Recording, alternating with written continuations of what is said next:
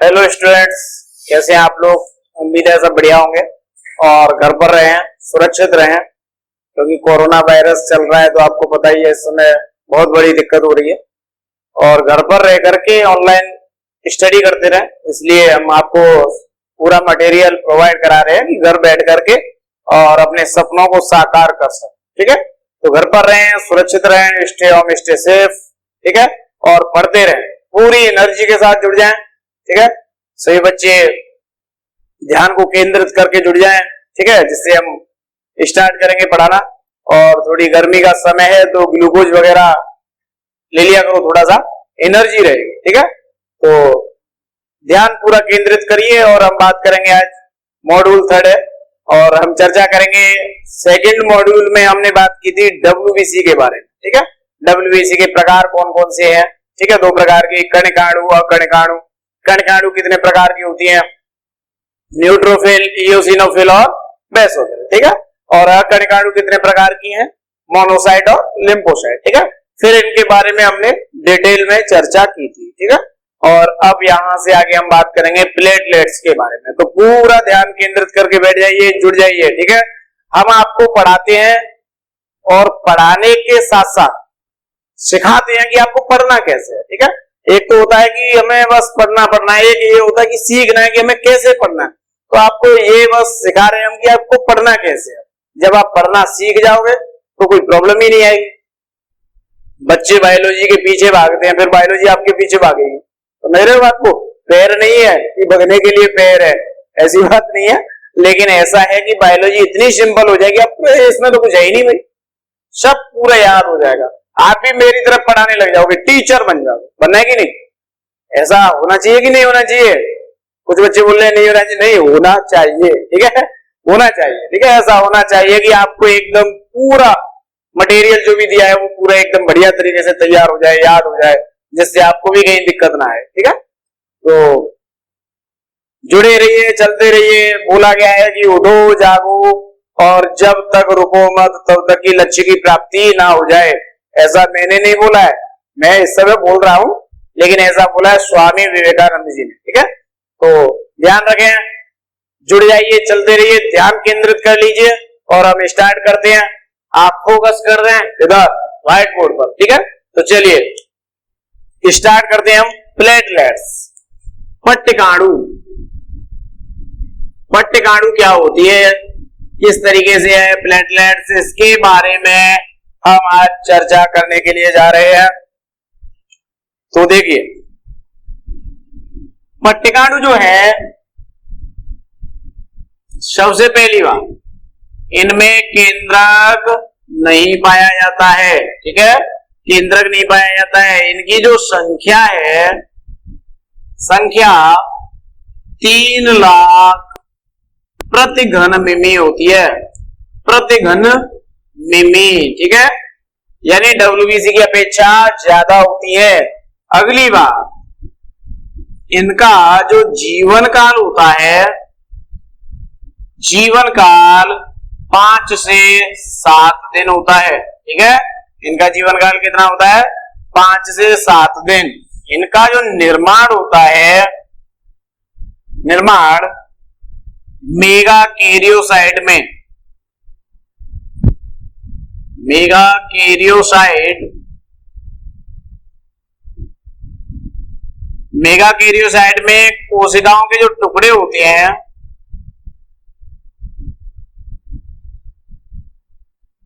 कोशिकाओं के टुकड़ों में होता है क्या, विखंडन। क्या होता है, विखंडन।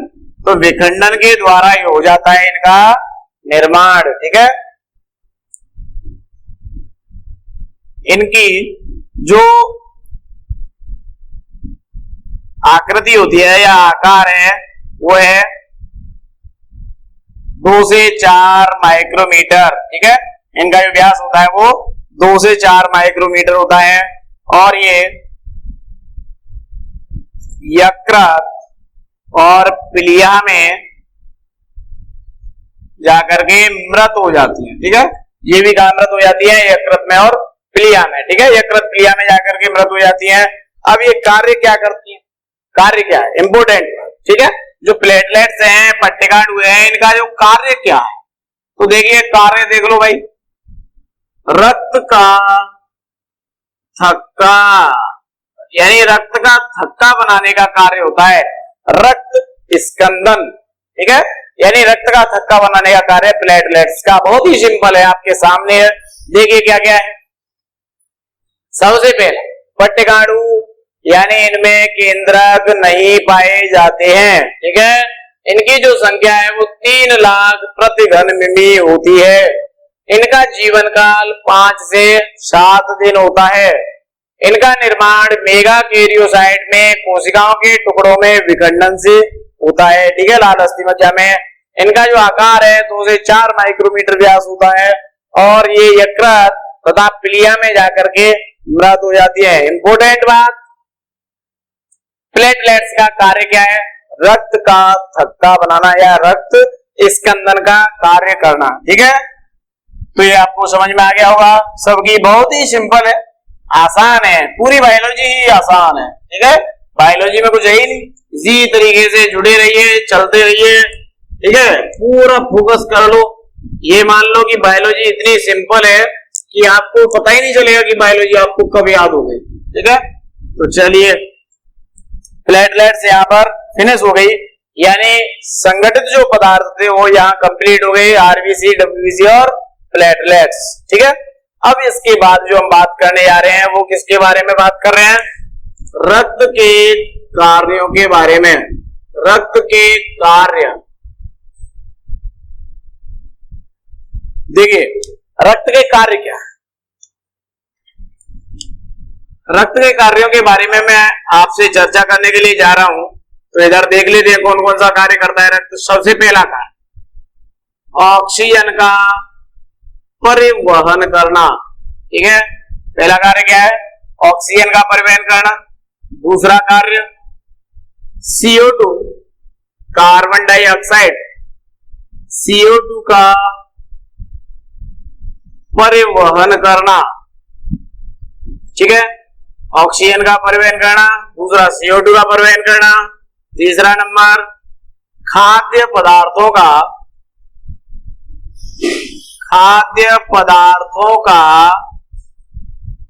वितरण करना, ठीक है।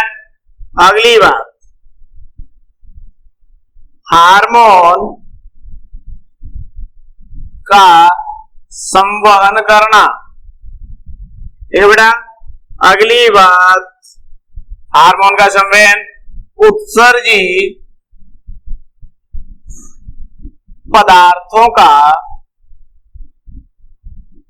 संवहन करना, ठीक है। अगली बात, अगला पॉइंट जो है दैहिक ताप का नियमन करना, यानी हमारे बॉडी टेम्परेचर को मेंटेन करता है। अगली बात रोगों का निदान, रोगों के निदान में बहुत महत्वपूर्ण भूमिका निभाता है। कैसे, वो हम आपको बताएंगे कि ऐसे, ठीक है।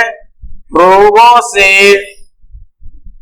बचाव करता है, ठीक है, कैसे वो भी बताएंगे, ठीक है।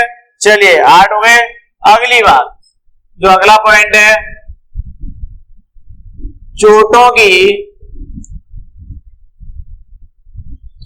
की मरम्मत करना, ठीक है, चोटों की मरम्मत करना। अगला पॉइंट रक्त का थक्का बनाना, रक्त स्कंदन, ठीक है, रक्त का थक्का बनाना। और जो अगला पॉइंट है लास्ट जल संतुलन। परेशान तो नहीं हो गए कि इतने सारे कैसे याद करेंगे? बहुत ही सिंपल है। देखिए आपके लिए मैंने इसको बहुत आसान बना दिया है। सबसे पहले परिवहन वाले कार्य देख लीजिए, यानी परिवहन किस तरीके से है। सबसे पहले ऑक्सीजन का परिवहन करेगा और CO2 का परिवहन करेगा, ठीक है, यानी गैस का परिवहन करेगा। फिर हम खाना खा रहे हैं तो खाद्य पदार्थों को भी सभी कोशिकाओं तक पहुंचाएगा, ठीक है। हार्मोन है, अब ग्रंथि ऐसा तो है नहीं कि हमारी बॉडी में जगह जगह पर ग्रंथि है, प्रत्येक कोशिका के पास में ग्रंथि भरी पड़ी है, ऐसा नहीं है। ग्रंथि है वो मेन स्थान पर जहां पर है वहीं पर है, ठीक है।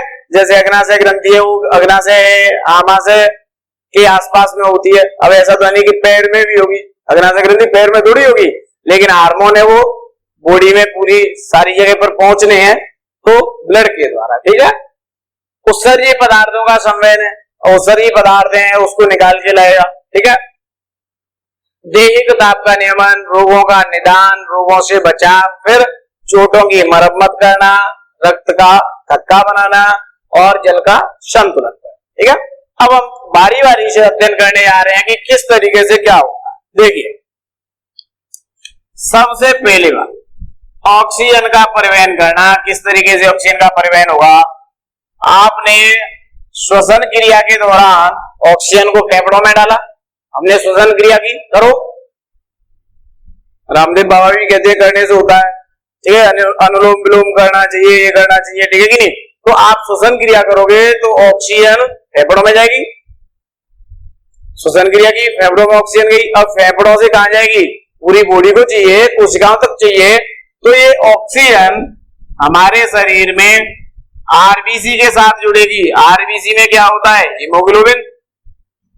तो हीमोग्लोबिन के साथ ऑक्सीजन जुड़ करके क्या बना देती है?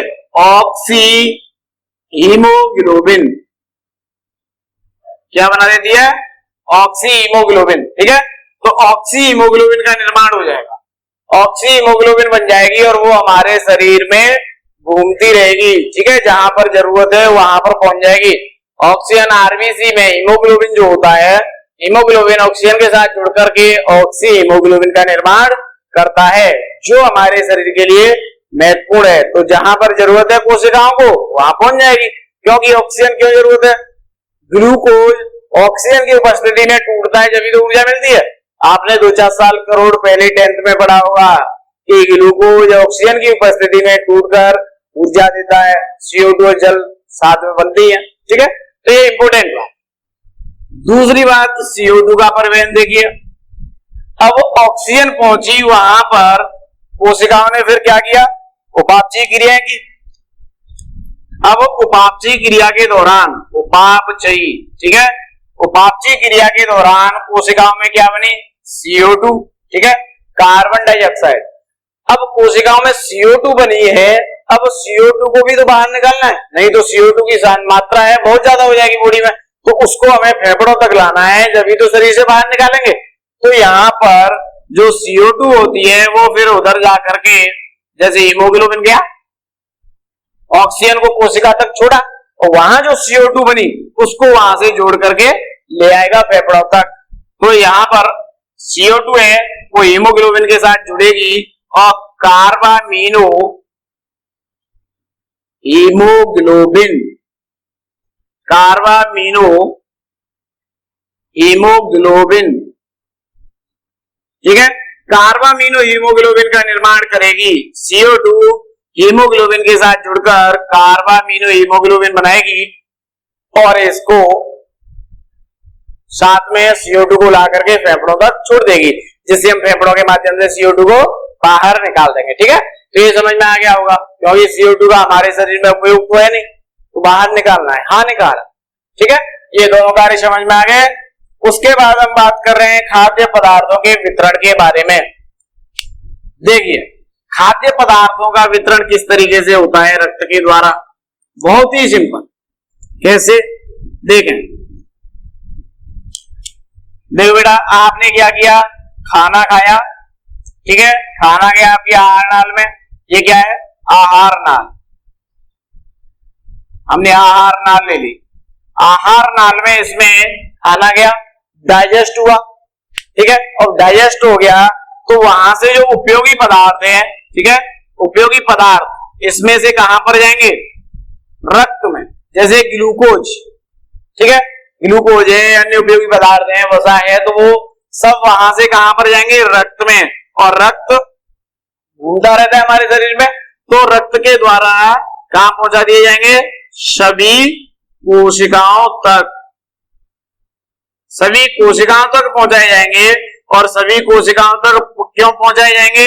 क्योंकि ये सभी कोशिकाओं की वृद्धि के लिए क्या होते हैं? आवश्यक। एनर्जी कैसे मिलेगी? कोशिकाएं वृद्धि कैसे करेंगी?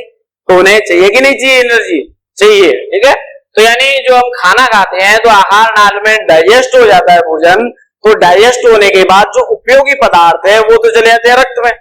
अनुपयोगी पदार्थ है, हानिकारक है, उन्हें तो हम वेस्टेज मटेरियल है, उत्सर्जी पदार्थ कहते हैं जिनको, उनको तो हम बाहर निकाल देते हैं। और उपयोगी पदार्थों को रक्त में डाल दिया जाता है और रक्त हमारे शरीर में घूमता रहता है और बोलता है भाई कि जहां जहां जिस कोशिका को जरूरत है वो ले लो। पंगत होती है कि नहीं, जिसमें दावत खाते हैं कि हाँ भाई क्या चाहिए, सब्जी चाहिए, पूरी चाहिए, ऐसे ही होता है। ठीक है कि नहीं, जिस कोशिका को जरूरत है, जो चीज लेनी है वो ब्लड में से हटा लेती है, ले लेती है ब्लड में से उपयोगी पदार्थ है जो चाहिए वो। ठीक है कि नहीं, तो इस तरीके से होता है जिससे कोशिका वृद्धि करती है। ठीक है, तो समझ में आ गया होगा। अब देखिए अगली बात, अगला जो पॉइंट है वो क्या है? खाद्य पदार्थों के बाद में हार्मोनों का संवहन करना। देखिए 1 करोड़ की बात बता रहा हूं, जो हार्मोन है, हार्मोन ऐसे हार्मोन होते हैं जो निकलते हैं अंतःस्रावी ग्रंथियों से। अंतःस्रावी ग्रंथि, अंतःस्रावी ग्रंथि क्या होती है पहले ये जान लो। ठीक है, अंतःस्रावी ग्रंथि ऐसी ग्रंथि होती है जिसमें वाहिका नहीं होती। वाहिका यानी डक्ट, वाहिका नहीं होती है, वाहिका नहीं है, डक्ट नहीं है, नलिका नहीं है, नलिका रहित है या नलिका विहीन है, तो ऐसी ग्रंथि के द्वारा जो हार्मोन स्रावित होता है, इस हार्मोन को डायरेक्ट कहां डाला जाता है? रक्त में। ठीक है, यानी अंतःस्रावी ग्रंथि नलिका विहीन होती है, यानी उसमें डक्ट नहीं पाई जाती है, डक्ट लेस होती है, तो ऐसी ग्रंथियां अपने हार्मोन को, स्राव को डायरेक्ट रक्त में डालती है। आ गया समझ में? और ये रक्त है वो क्या कार्य करता है वो तो आपको पता ही है, समझदार बच्चे, इंटेलिजेंट है, तो ये क्या करता है? रक्त, रक्त हमारे शरीर में घूमता रहता है, परिसंचरित होता है, परिसंचरित होता है, घूमता है, तो इसके द्वारा हार्मोन है वो हमारे शरीर में कोशिकाओं तक क्या होते हैं? पहुंच जाते हैं, पहुंच जाते हैं, कोशिकाओं तक क्या हो जाते हैं? पहुंच जाते हैं। परिसंचरण होगा तो उसके द्वारा हमारे शरीर में जिस कोशिका को हार्मोन की जहां जरूरत है वहां तक पहुंच जाएंगे। ठीक है, तो समझ में आ गया होगा। जो हार्मोन है अंतःस्रावी ग्रंथि के द्वारा डायरेक्ट रक्त में स्रावित किए जाते हैं या डाले जाते हैं, वो रक्त के द्वारा परिसंचरित होते हैं हमारे पूरे शरीर में, और जहां जिसकी जरूरत है वहां पर उस हार्मोन को ले लिया जाता है या वहां पर वो हार्मोन कार्य करता है। ठीक है, चलिए अगला है उत्सर्जी पदार्थों का संवहन। उत्सर्जी पदार्थ है उनका संवहन कैसे? देखिए उत्सर्जी पदार्थों का संवहन, आपको पता है उत्सर्जी पदार्थ क्या है? ऐसे पदार्थ जिनकी हमारे शरीर को क्या, शरीर को आवश्यकता नहीं है। ठीक है, क्या नहीं है? आवश्यकता। ऐसे पदार्थ जिनकी हमारे शरीर को आवश्यकता नहीं है उन्हें हम क्या कहते हैं? उत्सर्जी पदार्थ कहते हैं। ठीक है, अब इनको हमें बाहर निकालना है। ठीक है, अब जैसे एग्जाम्पल की हम बात करें तो फॉर एग्जाम्पल हम ले लेते हैं, ठीक है, जैसे यूरिया और यूरिक अम्ल। ठीक है, यूरिया और यूरिक अम्ल ऐसे पदार्थ हैं जिसकी हमारे शरीर को कोई आवश्यकता नहीं है, तो इन्हें किडनी से या वृक्क से क्या किया जाता है? किडनी या वृक्क से लाया जाता है, वृक्क या किडनी। ठीक है, किडनी या वृक्क से लाया जाता है रक्त के द्वारा, और किडनी या वृक्क है वहां पर रक्त को छाना जाएगा और छानने के बाद यूरिया यूरिक अम्ल को अलग कर दिया जाएगा और ये मूत्र के माध्यम से शरीर से बाहर निकाल दिए जाते हैं। आगे समझ में? तो इस तरीके से होता है। ठीक है, उत्सर्जी पदार्थों का संवहन, तो हमारे शरीर में जो वेस्टेज मटेरियल होता है उसको सबको रक्त इकट्ठा करता है, और इकट्ठा करने के बाद या एकत्रित करने के बाद कहां पहुंचाता है? वृक्क में। ठीक है, जैसे यूरिया यूरिक अम्ल है इनको वृक्क में पहुंचाया जाएगा और वृक्क के द्वारा छान कर इसको क्या कर दिया जाता है? अलग, और अलग करने के बाद इन्हें मूत्र के साथ क्या कर दिया है, मूत्र के साथ बाहर निकाल दिया जाता है। समझ में आ गया बेटा? तो इस तरीके से बहुत ही सिंपल है उत्सर्जी पदार्थों का संवहन। ठीक है, तो उत्सर्जी हानिकारक पदार्थ है, उन्हें शरीर से बाहर निकालना अत्यंत आवश्यक होता है।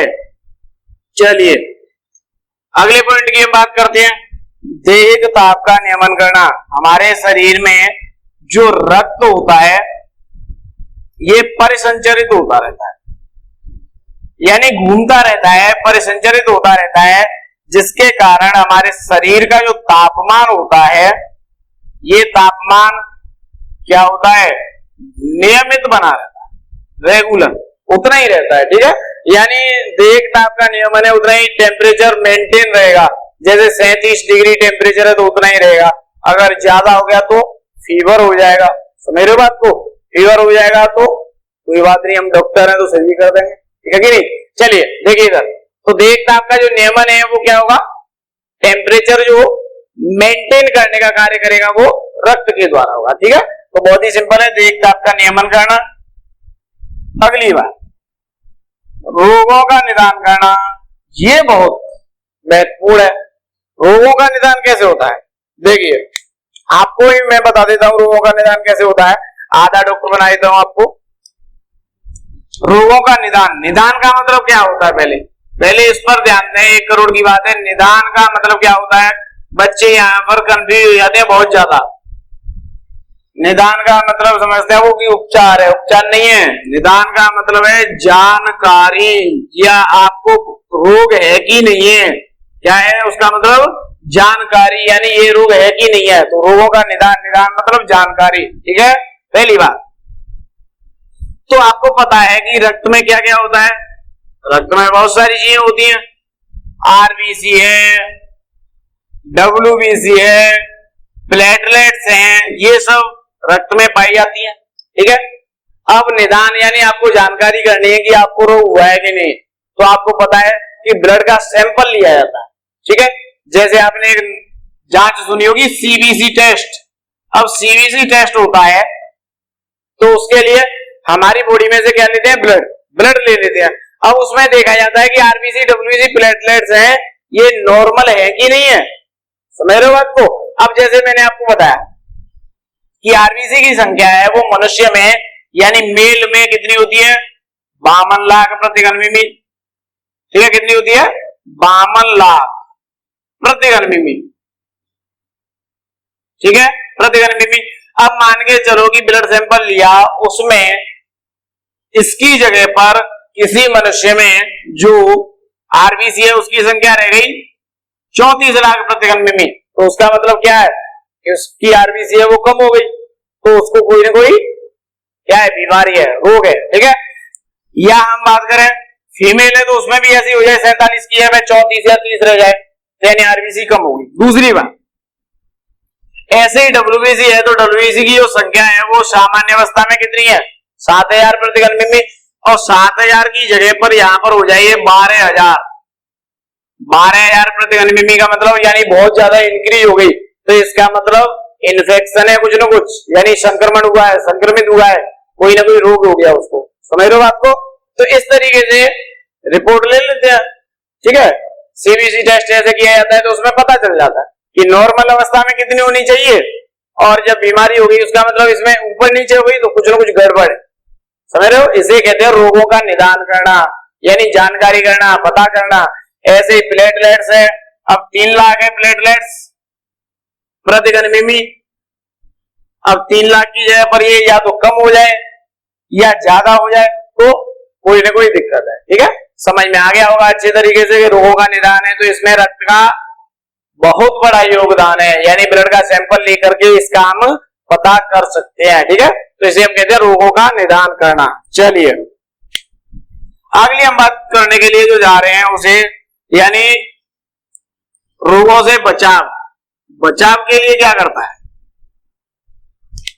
रोगों से बचाव। बचाव कैसे करेगा, देखिए बहुत ही सिंपल है।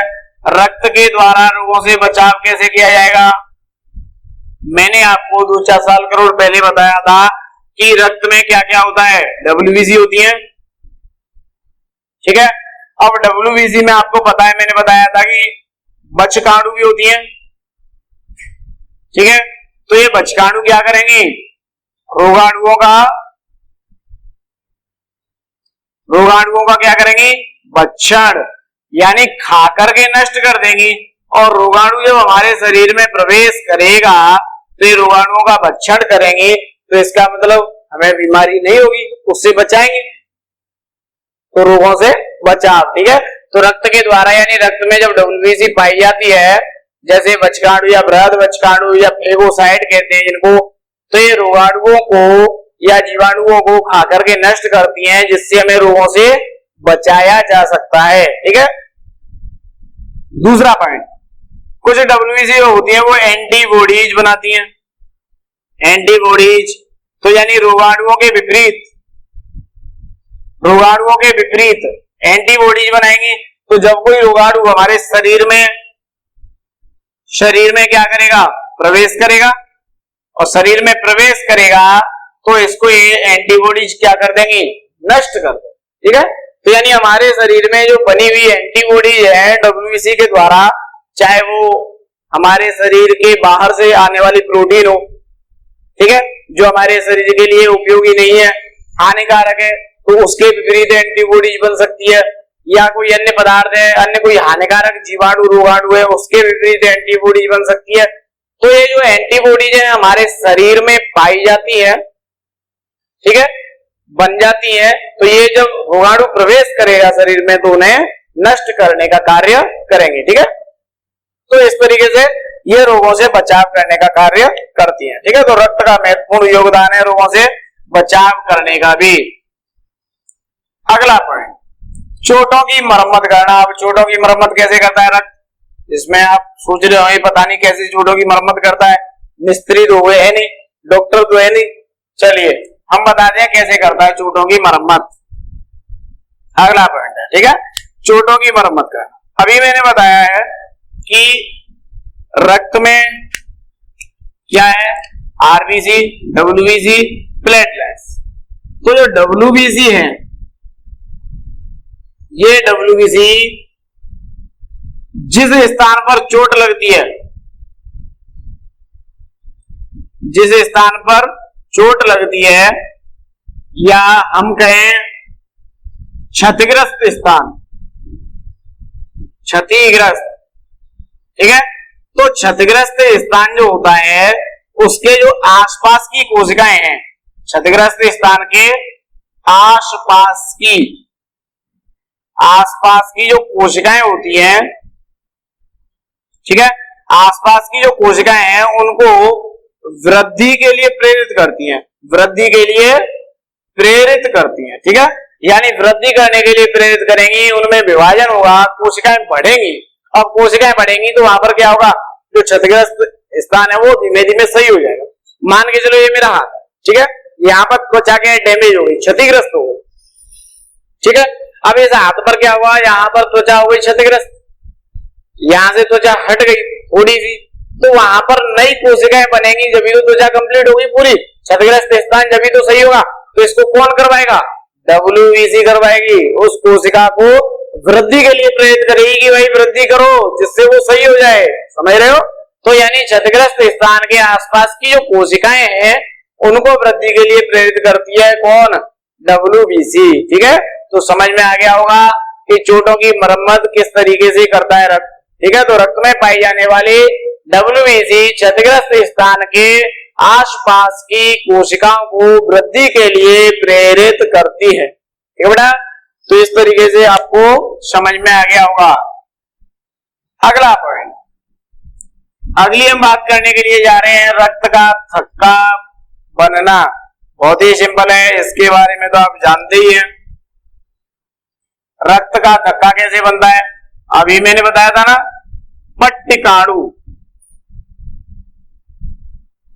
पट्टिकाणु पाई जाती है इसमें रक्त में, और रक्त में पाई जाने वाली जो पट्टिकाणु है वो क्या बनाती है, रक्त का थक्का बनाती है, ठीक है, रक्त का थक्का बनाती है। रक्त का थक्का किसे कहते हैं, क्या है रक्त का थक्का, देखिए जहां पर चोट लगती है तो चोट वाले स्थान से रक्त बाहर निकलने लगता है। रक्त कहाँ होता है? बाहर निकलने लगता है। ठीक है, अब रक्त जो बाहर निकल रहा है तो इसको रोकने के लिए, बाहर निकलने से रोकने के लिए उसी स्थान पर, यानी चोट वाले स्थान पर गहरे लाल भूरे रंग का थक्का बन जाता है। थक्का यानी रक्त का जमाव हो जाता है। ठीक है, रक्त का जमाव हो जाता है जिसे हम कहते हैं रक्त का थक्का। ठीक है, यानी जैसे मेरा हाथ, इस हाथ में चोट लग गई, ब्लड बाहर निकल रहा है तो कुछ समय के बाद में वहां पर ब्लड जम जाएगा। ठीक है, गहरे लाल भूरे रंग की संरचना बन जाएगी, उसे ही हम कहते हैं रक्त का थक्का बनना। ठीक है, ये कार्य कौन करता है? पट्टिकाणु यानी प्लेटलेट्स। डिटेल में हम बात करेंगे इसी में आगे कि रक्त का थक्का कैसे बनता है। ठीक है, इसी में आगे बात करेंगे, लेकिन अभी तक आपको इतना ही याद रखना है कि ये रक्त का थक्का बनाने में महत्वपूर्ण भूमिका निभाता है। ठीक है बेटा, चलिए अगली हम बात कर रहे हैं जल का संतुलन। जल का संतुलन कैसे होता है? देखिए आपको पता है कि जल हमारे शरीर के लिए अत्यंत आवश्यक होता है। हमारे शरीर में सभी जैव रासायनिक क्रिया कहां संपन्न होती है? जल की उपस्थिति। ठीक है, हमारे शरीर की सभी जो जैव रासायनिक क्रिया है वो कहां संपन्न होती है? जल की उपस्थिति में संपन्न होती है। ठीक है, अब जल की उपस्थिति में संपन्न होती है। अब होता क्या है इसमें? संतुलन कैसे होता है? तो हमारे शरीर को क्या होता है? जल की आवश्यकता होती है। ठीक है, जल की आवश्यकता होती है। जल कहां पाया जाता है? रक्त में। मैंने आपको बताया था रक्त में प्लाज्मा और संगठित पदार्थ होते हैं। प्लाज्मा में 90 से 92% जल होता है।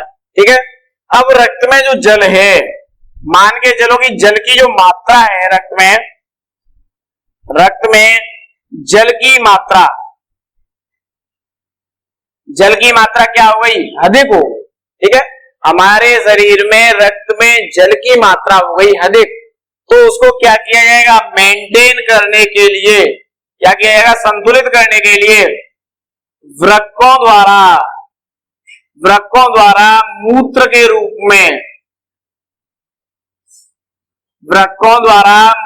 में क्या कर दिया जाएगा? बाहर निकाल दिया जाएगा। ठीक है, बाहर निकाल दिया जाएगा।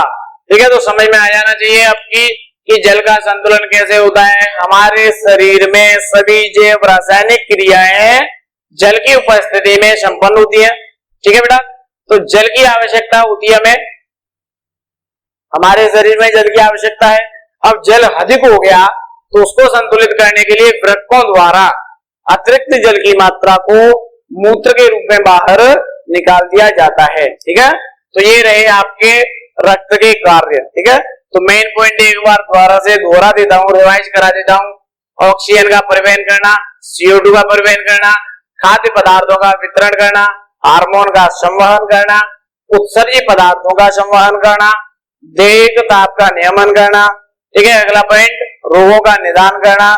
अगला पॉइंट था रोगों से बचाव करना। ठीक है, अगला चोटों की मरम्मत करना, रक्त का थक्का बनाना और जल संतुलन करना। ठीक है बेटा, ये थे रक्त के कार्य। चलिए अब हम यहां से आगे बात करेंगे रक्त समूह के बारे में। ठीक है, संगठित पदार्थ यहाँ पर हो गए फिनिश। ठीक है, याद करने आपको अच्छे तरीके से संगठित पदार्थ यहाँ फिनिश हो जाते हैं। और यहां से आगे हम जो बात करने आ रहे हैं वो रक्त समूह के बारे में बात करेंगे। यानी रक्त समूह, ब्लड ग्रुप। क्या होता है ब्लड ग्रुप? ठीक है, मनुष्य का रक्त है, आपने सुना होगा, अलग अलग प्रकार का होता है। किसी का A प्रकार का है, किसी का B प्रकार का है, किसी का AB प्रकार का है, किसी का O प्रकार का है, तो ये होता कैसे है इसके बारे में हम आपको आज बताने जा रहे हैं। ठीक है, आपको आज पता चल जाएगा कि किस तरीके से ब्लड ग्रुप जो होता है वो किस प्रकार के होता है।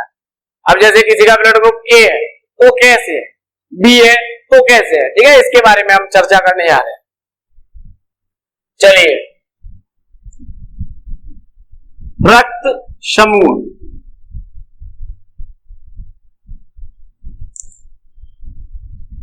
ब्लड ग्रुप,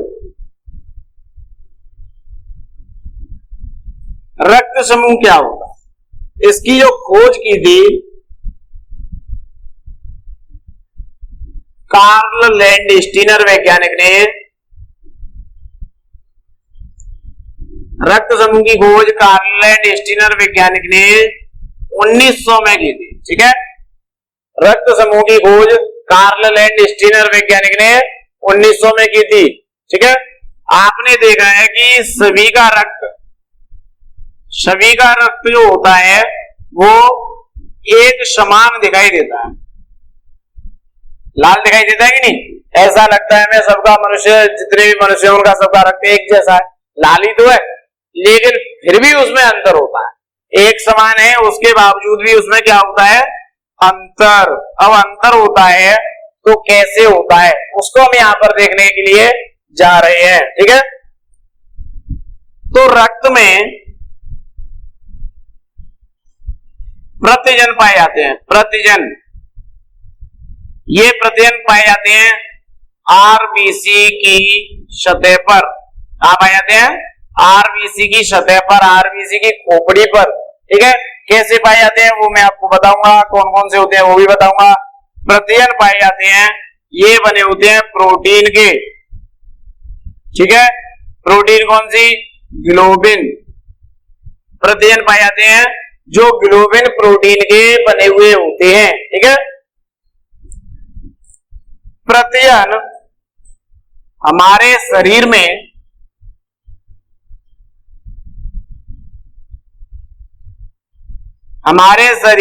विपरीत पदार्थ बनने को प्रेरित करते हैं, इसे हम कहते हैं प्रतिरक्षी। ठीक है, क्या कहते हैं उसे? प्रतिरक्षी। देखिए, सभी मनुष्य का रक्त दिखने में एक समान दिखाई देता है, लेकिन फिर भी उसमें कुछ अंतर होता है। हमारे शरीर में रक्त में प्रोटीन के बने हुए पदार्थ पाए जाते हैं जिन्हें प्रतिजन कहते हैं। ठीक है, ये प्रतिजन ग्लोबिन प्रोटीन के बने होते हैं जो आरबीसी की सतह पर पाए जाते हैं। ठीक है, ये प्रतिजन हमारे शरीर में अपने विपरीत पदार्थ बनने को प्रेरित करते हैं जिन्हें हम प्रतिरक्षी या एंटीबॉडी कहते हैं। प्रतिरक्षी या एंटीबॉडी कहते हैं। ठीक है, क्या कहते हैं? प्रतिरक्षी या एंटीबॉडी। ठीक है, तो जो रक्त पाया जाता है, ये रक्त मुख्य रूप से दो भागों में विभाजित किया जाता है। कितने भागों में? दो भागों में। ठीक है, दो भागों में विभाजित किया गया है। कौन कौन से हैं? एक है एबीओ समूह, एबीओ समूह, और दूसरा है आरएच समूह। ठीक है, एबीओ समूह और दूसरा आरएच समूह, जिसे हम एबीओ तंत्र भी कहते हैं, सिस्टम एबीओ तंत्र, और दूसरा आरएच तंत्र। ठीक है, इनका हम अध्ययन करेंगे बारी बारी से। हमारा जो रक्त है वो दो भागों में बटा हुआ है। ठीक है, एक है एबीओ तंत्र और दूसरा है आरएच तंत्र। ठीक है, अब हम यहां से आगे पढ़ेंगे एबीओ तंत्र और आरएच तंत्र के बारे में। यहां तक आपको समझ में आ गया होगा। जो प्रतिजन है वो प्रोटीन के बने हुए होते हैं। कौन सी प्रोटीन के? ग्लोबिन प्रोटीन के, ये आपको याद रखना है। ठीक है, रक्त समूह की खोज किसने की थी? कार्ल लैंडस्टीनर वैज्ञानिक ने। इसलिए इनको हम रक्त समूह का पापा कहते हैं। पापा क्यों कहते हैं? क्योंकि खोज की थी। भाई, आप लोगों का जो पिताजी बोलते हैं, फादर बोलते हैं, वो क्या है? खोज करते हैं। ठीक है, इसीलिए तो बोला जाता है फादर। यानी रक्त समूह, रक्त समूह की जो खोज करने वाले वैज्ञानिक हैं, रक्त समूह की जो खोज की थी सबसे पहले वो कार्ल लैंडस्टीनर वैज्ञानिक ने की थी, इसलिए इन्हें हम कहते हैं रक्त समूह का पिता, फादर कहते हैं। ठीक है, तो ध्यान रखना है आपको। अब देखिए रक्त समूह जो होता है, रक्त समूह है उसको हम किस तरीके से विभाजित करते हैं ये हम बात करेंगे एबीओ तंत्र के बारे में। जो एबीओ तंत्र है, ठीक है, क्या है वो, और उसके बाद हम बात करेंगे आरएच तंत्र के बारे में। आरएच तंत्र क्या होता है, ठीक है, पहले हम बात करेंगे एबीओ तंत्र के बारे में, उसके बाद हम बात करेंगे आरएच तंत्र के बारे में। ठीक है, तो एबीओ तंत्र की खोज किसने की थी, फिर उसके बाद आरएच तंत्र की खोज किसने की थी, एबीओ तंत्र में क्या होता है और आरएच तंत्र में क्या होता है। ठीक है, तो नेक्स्ट मॉड्यूल में इसकी बात की जाएगी। ठीक है।